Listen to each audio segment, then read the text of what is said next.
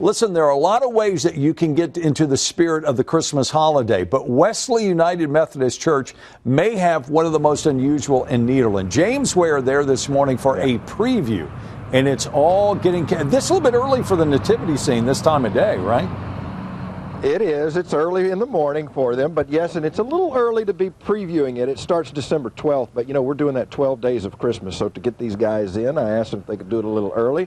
They said absolutely, and here we are this morning, and it is an early setup. Y'all just started putting up the scenery, and Dan, you said it right. This is one of the more impressive ones. Get an idea of how big it is. About 2,000 people probably come through and see this thing on the 3 days that it's operating. And Patsy Wagner, one of the organizers, and you've been doing this a long time here at Wesley United Methodist. 24 years is the estimation? Something like that. We forget every year. One year it's more, and next year it's less. So we forget.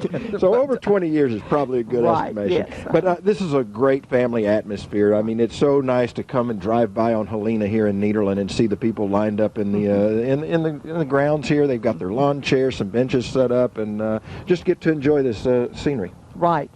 We hope that people will bring their blankets and sit on the ground if it's not wet, and generally it's not. We are hoping for no rain. But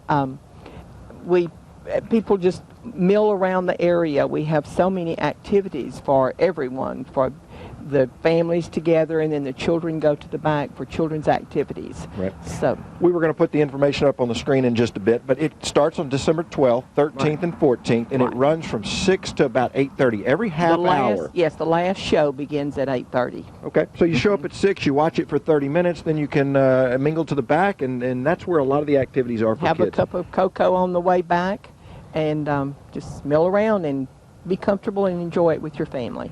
You know, and you impressed me too with how many people it takes to put this thing on, and you said it's a couple hundred people from the church. Oh yeah, our church is pretty much involved. There are very few people that are not involved at some level. Some people do before it starts. They do the costumes. They get those ready. Ladies have been back there putting costumes out for this whole past week.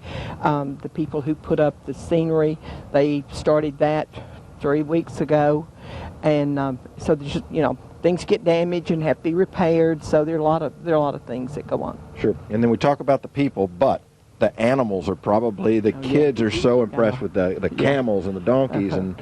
We have all kinds of little animals that the kids can come up and pet and hold and touch, and they really enjoy them because we have them staked all over the set so they can come and enjoy them. And the camel man, Mark Mills from Brazoria, will bring the camel out to the crowd, and he stands there and lets the kids touch the camel. So that's fun. All right. Cool. Thank you. And of course, Dan, it's one of those things too that people come annually. It's a yearly thing for families to come do. And again, brings it back to that idea. In Houston, they make it a tradition that they come in for this. Brings it back around to the reason for the season, right?